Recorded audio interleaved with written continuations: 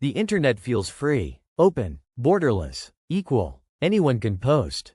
Anyone can search. Anyone can speak. But this freedom is not guaranteed. The internet is not magic. It is infrastructure, cables, servers, satellites, data centers, and whoever controls infrastructure controls access. Most people believe the internet belongs to everyone. In reality, it is controlled by governments, corporations, internet service providers. Now imagine something extreme. One country gains control over the global internet. Not slowly, not secretly, but completely. What would that really mean? To understand this, we must first understand how the internet works. The internet is a network of networks. Data travels through undersea cables, land-based fiber line satellites. These cables connect continents. A small number of routes carry most global traffic. If a country controls these routes, it controls the flow of information. This control does not require shutting the internet down. It requires filtering, slowing, redirecting, blocking. At first, people would not notice. Websites would still load, apps would still work, but some information would disappear. Search results would change. News stories would be harder to find. Certain voices will fade. This is how control begins. Quietly. Now imagine that country sets rules. Content must follow guidelines. Platforms must comply. Companies must obey or lose access. Global tech companies face a choice. Follow the rules or disappear. Most comply, because losing access means losing users. Now information becomes shaped. Not by truth, but by permission. People still believe they're free. But what they see is limited. Now think about news. If one country controls internet routing, it can slow foreign news, promote friendly narratives, hide criticism. Global perception changes. People around the world begin seeing the same version of reality. Opposing views struggle to spread. Truth becomes centralized. Now think about speech. People begin to self-censor. Not because they are forced, but because content disappears. Accounts are shadowed. Posts reach fewer people. Voices feel smaller. Fear grows silently. This control does not look like dictatorship. There are no soldiers, no arrests, only algorithms. Now think about education and knowledge. Search engines show filtered results. Historical events are framed differently. Certain facts become harder to find. Future generations grow up with a controlled version of knowledge. History becomes editable. Now imagine how fast this power grows. The country controlling the internet gains influence over elections, public opinion, global debates, cultural trends. This is more powerful than weapons because it controls thought. Other countries notice. They feel threatened. They begin building their own internet systems. The world starts to fragment. One internet becomes many. Borders appear online. The global internet breaks. And this is only the beginning, because when one country controls information, the next step is control over money, business, and identity. In the next part, we will explore how internet control leads to censorship, narrative warfare, and the loss of free expression, and why the world may never be the same. When one country controls the internet, the first real change people feel is censorship. Not loud censorship, not obvious bans, but quiet control. Websites still open, apps still work, videos still play, but something feels different. Certain topics become harder to find. Search results change. A story that was once everywhere now appears nowhere. People think, maybe it wasn't important, but it was. Is how censorship works in the digital age. It does not erase everything, it buries it. Now think about news. News organizations depend on internet access. If one country controls the internet routes, it can slow foreign news sites, block investigative journalism, promote approved narratives. News does not disappear. It becomes filtered. Headlines change tone. Stories lose context. Certain facts are removed. People around the world begin receiving the same version of events. This is called narrative control. Whoever controls the narrative controls how people think. Now imagine a global crisis, a war, an economic collapse. A political scandal. If one country controls internet flow, it can decide which images spread, which voices are amplified, which questions are ignored. The world reacts based on limited information. Public opinion shifts. Decisions are made based on partial truth. Now think about social media.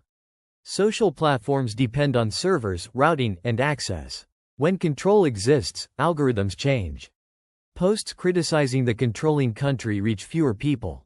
Supportive content spreads faster. Accounts are not deleted, they are shadowed. Users speak, but nobody hears. People blame themselves. My content isn't good. Maybe I'm wrong. Self-censorship begins. People stop speaking freely. Not because they are forced, but because resistance feels pointless. Now consider education and knowledge. Students search online to learn. But search engines show filtered results. Historical events are framed differently. Certain sources disappear. Alternative viewpoints fade. Over time, knowledge becomes shaped. Future generations grow up believing this is how the world is. But it is how the world is presented. History becomes editable. Without firing a single bullet, it can influence elections, create division, amplify fear, spread confusion. Fake stories mix with real ones. People no longer know what to trust. Truth becomes relative. This weakens societies. When people cannot agree on reality, cooperation breaks. Now other countries respond. They feel threatened. They begin building their own internet systems. Firewalls are created.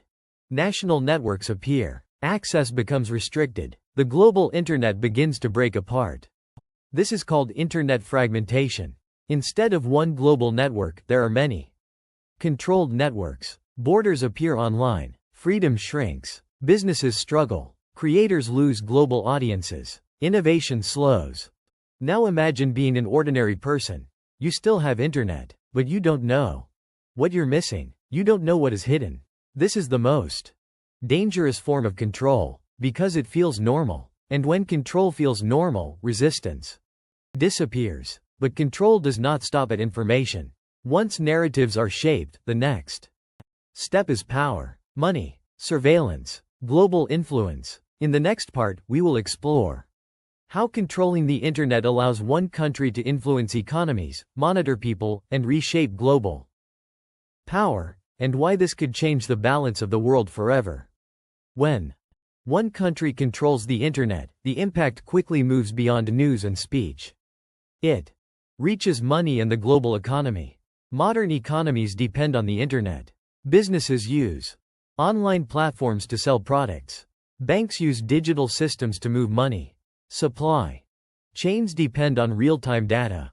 If one country controls internet routing, it gains a powerful advantage. It can slow competitors. It can block services. It can pressure companies to follow rules. Global businesses face a hard choice.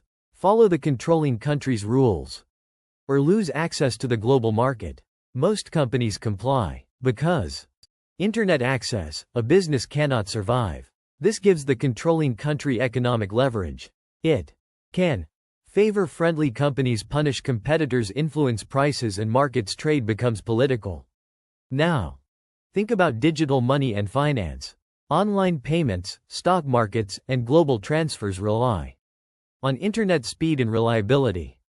If one country controls the flow, transactions can be delayed, markets can be disrupted, confidence can be shaken, even small delays create huge financial losses. Investors react quickly. Fear spreads. Markets fall. Now control reaches surveillance. When internet traffic passes through controlled systems, data can be monitored. Not always openly, often quietly. Metadata reveals who talks to whom, when they communicate, how often, from where. This information is extremely valuable. It allows surveillance. Does not require reading messages. Knowing connections is enough. This creates a world of invisible monitoring. People feel watched, even if they are not sure. Behavior changes. People become cautious. Freedom shrinks without force. Now imagine foreign governments. They know their communication may be monitored. Diplomacy becomes tense. Trust weakens. Private discussions feel unsafe. Global cooperation suffers. Now, consider citizens. Personal data flows through global networks. Searches, messages, purchases, locations. If one country controls key internet points, it can collect massive data. Data becomes power. It can be used to influence populations, pressure leaders, predict unrest. Now global power shifts. Traditional power came from military strength, economic size, natural resources, but internet control creates a new form of power. Information dominance. A country with information dominance can shape narratives, influence elections. Elections weaken rivals, strengthen allies, all without open conflict. This changes how wars are fought. No bombs, no soldiers, only data. Other countries respond defensively. They create national firewalls. They build local platforms. They limit foreign access. The internet becomes fragmented. Innovation slows. Collaboration weakens. The world becomes digitally divided. Now imagine daily life under this system. You still browse. You still message. You still shop. But choices are limited. Prices vary. Access changes. Information feels narrow. You don't know what is blocked. You don't know what is delayed. This uncertainty becomes normal. And that is the true danger. When control becomes invisible, it becomes permanent. But history shows that power always creates resistance. People push back. Countries unite. New technologies emerge. In the final part, we will explore resistance, collapse, and the future of the internet. And whether freedom can survive in a world where one country controls the digital lifeline. Lifeline of humanity. When one country controls the internet, the world does not collapse immediately. Instead, something quieter happens. Resistance begins. At first, it is small. People notice missing information. Businesses notice strange delays. Governments notice unusual influence. Trust begins to break. Countries realize that relying on a single power for internet access is dangerous. So they respond. Some nations begin building independent internet infrastructure. New undersea cables are planned. Local data centers are built. Alternative routing systems are tested. The goal is simple: reduce dependence. But this takes time. Years, not months. Meanwhile, citizens adapt. People use encrypted tools. They search for alternative platforms. They share information through offline networks. Digital freedom movements grow. Hackers, activists, and engineers work together to bypass control. This creates a digital cat and mouse game. Control increases. Resistance adapts. The internet becomes a battlefield, not of weapons but of access. Now comes the risk of collapse. If one country controls the internet for too long, innovation slows. Startups struggle. Creators lose global audiences. Research becomes isolated. The internet was powerful because it was global. When it becomes controlled, it becomes limited.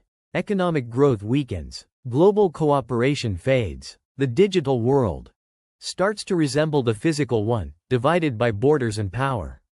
Now imagine a crisis, a natural disaster, a pandemic, a global emergency. Information needs to move freely, but control slows response. Lives are lost because access is delayed. This is when the danger becomes clear. Internet control is not just about politics. It is about human survival. Now the world faces a choice. Continue down the path of control, or rebuild the internet differently. Experts propose new ideas. A decentralized internet. More community-owned networks. International rules for digital freedom. Some progress is made, but power resists change. Those who control the internet do not want to lose it. This creates tension. Digital cold wars emerge. Countries compete not for land, but for data. The future of the internet becomes uncertain. Will it remain open, or will it become fragmented forever? Now think about ordinary people. They still wake up. They still scroll. They still message. Life feels normal, but freedom is smaller. Choices are fewer. Truth is filtered. And the most dangerous part is this. Many people stop noticing. Control becomes invisible. And invisible control is the hardest to fight. But history teaches us something important. Freedom has always been challenged, and people have always resisted. The internet was created to connect humanity, to share knowledge, to break barriers, to give voice. That purpose still matters. The future depends on awareness. People must understand how the internet works, who controls it, and why that control matters. Governments must cooperate. Companies must act responsibly. Citizens must demand transparency. The internet is not just technology. It is power, and power must always be questioned. The internet feels invisible until someone controls it. What we see, what we know, what we believe, all can be shaped by those who control the digital world. Understanding this is the first step toward protecting freedom. Thank you for watching Infinity Documentary. Here, we uncover the hidden forces that shape our world, so the future stays open, connected, and free.